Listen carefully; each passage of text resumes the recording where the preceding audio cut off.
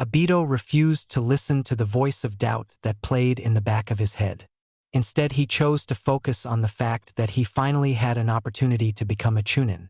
If he did become a Chunin, then he wouldn't have to suffer through Kakashi's claims of being higher ranking anymore. For the first time, they would be equals. Abito, come eat your breakfast before it's cold. His mother's voice sounded down the hall. Abito jumped off his bed, knowing that ignoring his mother was not the wisest choice. He felt dread settle into his stomach when he saw that his father had not yet left for work. In the mornings, Abito tried to stay in bed until he knew his father had left for his work at the Konoha police force. But occasionally his father would still be there when he went down for breakfast. Settling into his chair across the table from his father, Abito waited to see who would break the silence first. It was his mother who spoke first. What are your plans for the day, Abito? Do you have training with your team? Today was the start of the Chunin exams. His mother knew that. What his parents didn't know was that he had entered. He chose not to tell them because he knew they wouldn't care. His mom asked about things like that, but it was only because she couldn't stand the silence. She didn't care about what was going on in his life, and his reason for not telling his father was his own fear of failing. His father put so much pressure on him, saying that an Uchiha should succeed at everything they do. If Abito failed the exam, then his father would have many words for him, none of them being kind. He had gotten used to his father constantly belittling him, but he still tried to avoid it when he could. He didn't know what his father would say if he knew that his arm was damaged pretty badly. Probably something about how stupid he was to have his guard down during a mission. His father cleared his throat. Abito realized that his mother was still waiting for a reply. I have a mission today, a C rank. We're going to be leaving the village, and I'll probably be gone for a few days. Abito shoveled his food in, hoping to be done with breakfast as quickly as possible. His mother walked into the hallway, heading for her bedroom. If things got too quiet or if she didn't have anything to say, she would go to her room, curl up and read a book. He honestly didn't know what was wrong with his mother, but she truly despised silence. With his mother gone, Abito's desire to eat faster intensified. His father rarely spoke to him when his mother was around. A C-rank mission, huh? At your age, not only was I a Chunin, but I had also completed several B-rank missions. They assign the missions based on skill level. If you're not at the skill to complete a B-rank, then they won't assign you one. It was true he had never been on a B-rank. But he wasn't the only one on his team. He wasn't necessarily the one holding the team back. It wasn't his fault that his Sharingan hadn't developed yet. I've been working on my jutsus, though. I am now able to do 6 different fire jutsus. And he had learned every single one of them without the help the Sharingan gave its user. But you still don't have your Sharingan? How can you expect to be a shinobi if you can't even awaken your own Kekkei Genkei? His father wasn't sneering, he never did. His father would simply state everything as a fact. Abito picked up his empty plate and put it in the sink. There are many great shinobi without a Kekkei Genkei. He didn't say anything more as he rushed out the front door. While this morning hadn't been too bad, he had no desire to continue his conversation with his father. His father had only ever acted cold toward him. Even as a kid, Abito had been different. The other Uchiha kids put practicing and training first, even those too young for the academy. He had always been the one to sit down and play with a lonely kid or stand around and talk to an elderly merchant. Not only had his focus been different, but his personality as well. Most Uchihas were quiet and stern, but he had always been loud and carefree. When the bullying started was when his perspective on life changed. He saw people for who they really were, a bunch of lost souls trying to find their place in this world. And if ostracizing an outcast made them feel better about themselves, that's what they would do. But even when they were hitting him, Abito knew not to let them win. He didn't know how he knew. He just couldn't stand the idea of them feeling better about themselves by making him feel worse. He wasn't physically strong enough to fight them, so he did the only thing he could. He kept smiling. If they didn't know how much pain he was in, then they wouldn't think they had one. So despite the bullying he still endured from his family and his clan, he kept his smile in place. It's not like it was a fake smile. No, he did enjoy life more than most. He was loud because he knew that sometimes people needed someone to be obnoxious to make them smile. It was his goal to be a light to those who had suffered, to be someone who they looked to when they were upset. He smiled because he knew his place in his clan, something that the bullies didn't know. He was the black sheep of the Uchiha clan, and he was proud of it. Despite his plans to meet his team before the exams started, Minato found himself in the doorway of the Hokage's office. Earlier that morning, the Sandaime had requested a meeting with him. Minato didn't know what the meeting was about, but he suspected it would be about one of his students. What other reason was there to meet before the start of the exams? Minato rapped on the side of the doorframe. The Sandaime's voice called him in.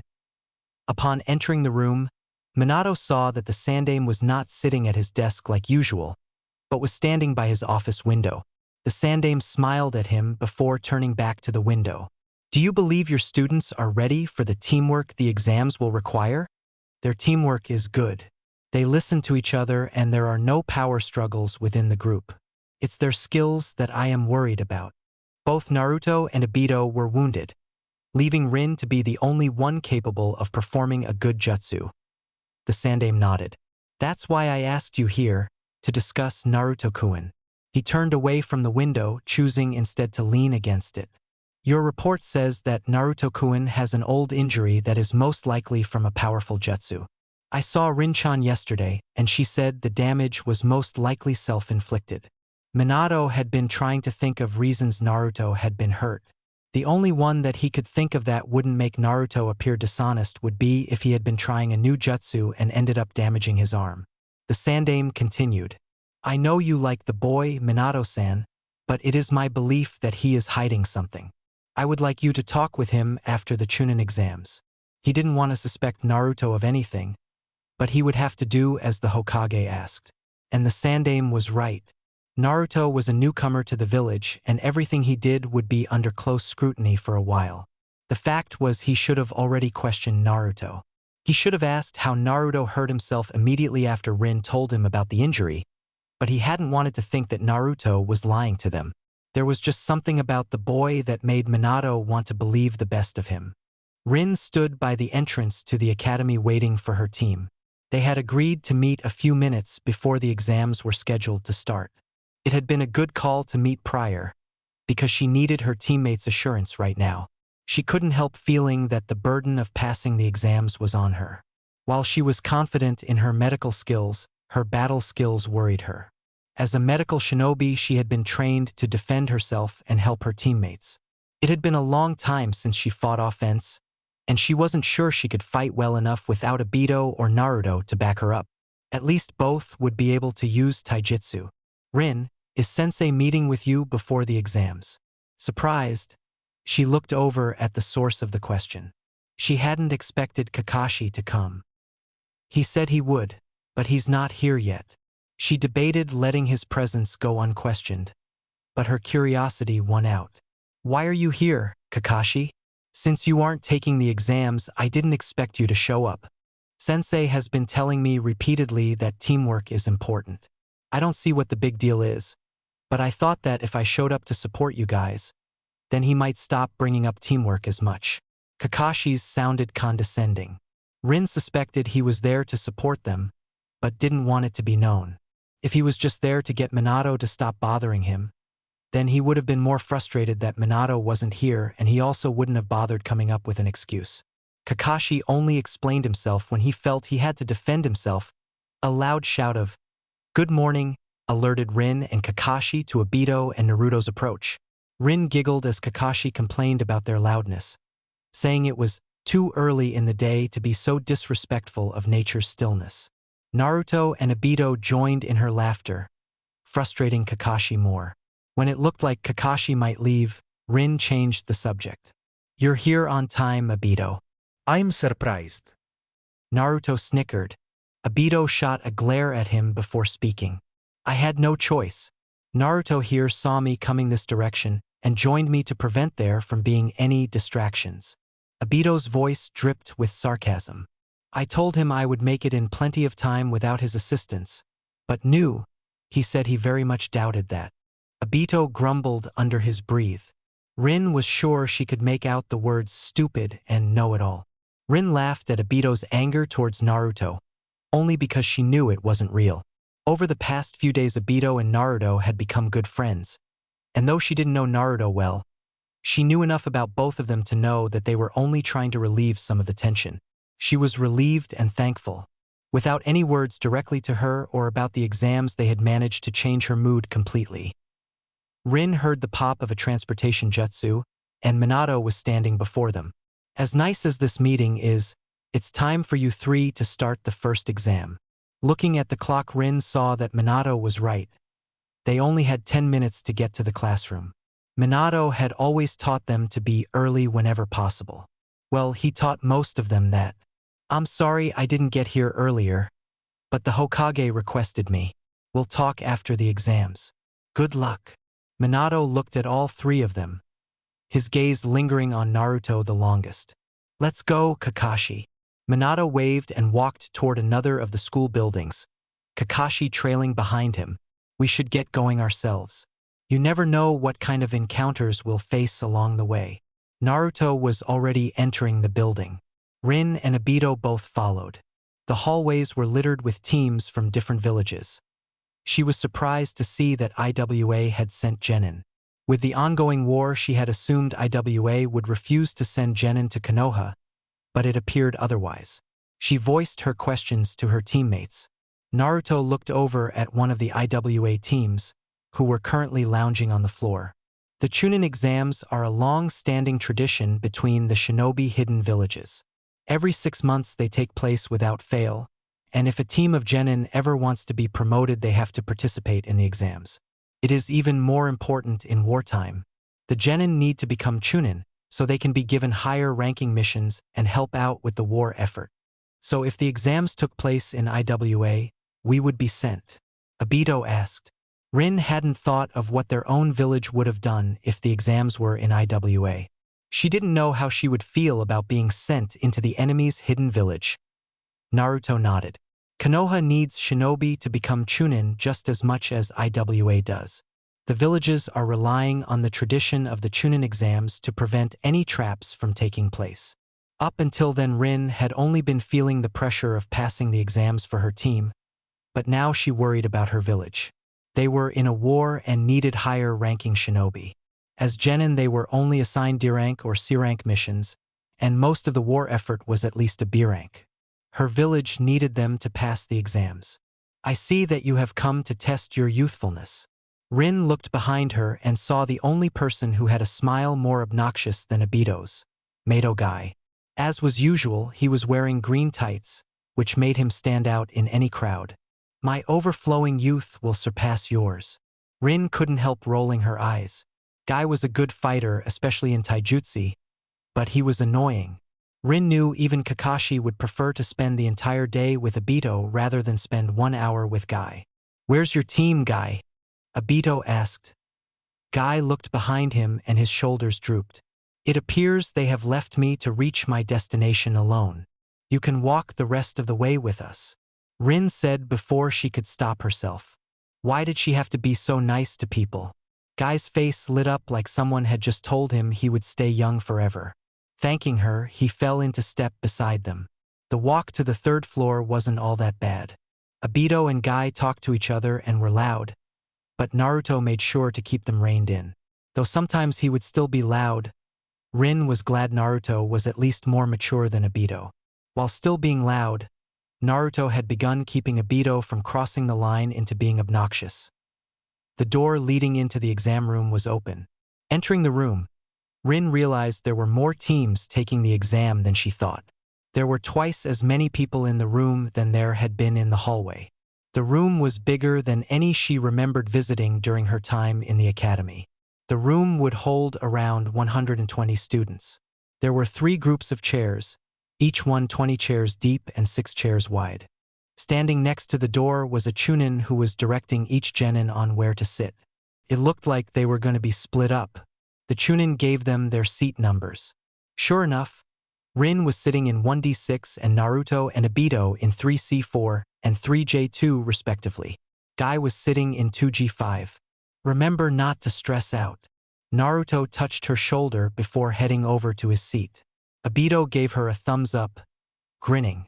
He followed Naruto to the third section. Guy hung around until he spotted his own team and made his way over to them. Taking her own seat, Rin felt anxiety creep up at her. Fighting it, she tried to reason. They were in a classroom, so it was probably a written test, not a battle, so she shouldn't have to worry. The remaining 2 minutes ticked by slowly. Finally, when Rin thought she might burst, the doors shut and the instructor appeared with a pop. I am Yamanaka Isamu. I am the examiner of the first test in the Chunin exams. The first test will be a written test with 10 questions. You will start the test with 10 points and each wrong answer will take away one of the points. An unanswered question counts as a wrong question. If you get 2 wrong, your score will be an 8. You will be graded as teams. If one team member fails, then the entire team fails. And lastly, anyone caught cheating will have 2 points subtracted for every offense. Do not look at the test until I say to start. The Chunins passed out the exams and then sat down in chairs on either side of the room. They would be watching for any cheating. You have 1 hour. Begin. Rustling paper was the only sound in the room. Rin read through the questions first. It was no wonder they gave an hour for 10 questions. All of the questions had at least 4 steps to them. Starting on the first, Rin hoped Naruto and Obito would be able to answer at least half of them. She knew Obito would probably get 2 or 3 wrong, but she had no clue how Naruto did on written tests. Rin worked quickly, hoping to be done before the allotted time was up. If a question gave her some difficulty, she skipped it, hoping to have time to return later. It was halfway into the exams when she looked up from her papers to check the time. She was shocked to see how many teams were gone. She had blocked out any noises that might be distracting. Also, it appeared that several of the genin were still cheating. If they could do it well and not get caught, then why not? She only hoped Obito didn't attempt to cheat, because she was sure he would be caught and lose more points for them. Turning back to her own paper, she went back to the questions she had skipped. Doing the problems at a slower pace now, she finished the 3 questions in the next 20 minutes. What was she supposed to do with the remaining 10 minutes? Another team was dismissed, then another. When the bell rang signaling the end of the test, only a third of the genin remained. The proctor stood up again. It looks like the number of suitable genin this year is fewer than in previous years. The 20 teams remaining have passed the first exam and will have a 2-hour break before meeting up at the 44th training ground. Isamu disappeared in a cloud of smoke. The doors behind them opened. Rin got up to join her teammates. As she walked over to Obito, she was relieved when she saw that Guy's team and Asuma's team had both passed the first exam. How do you think you did on the test? Rin asked the boys. Naruto shrugged. I got more right than I did wrong, and Obito said the same a few seconds ago. I don't think anything else matters.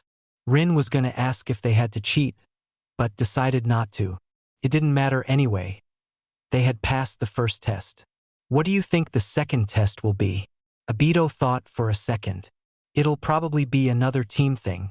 We might have to battle as teams or something. Eventually they're going to split us up into individuals, though. What? She knew the exams would become individual competitions, but she hadn't thought of it. What would happen to Obito and Naruto when they were left to fight for themselves? Rin pushed the fear down. Both were good shinobi and knew how to fight beyond just using ninjutsu. They would both be okay. Wait, I've heard of the 44th training ground. I heard a few Chunin referring to it as the Forest of Death. Obito shouted. Rin shuddered. Obito must have noticed, for he tried to make it seem less daunting. It's probably just a name they use to scare people. The training ground is in the middle of Konoha. It can't be that dangerous. 2 hours later, when they were standing in front of a heavily locked forest, Obito had a different opinion.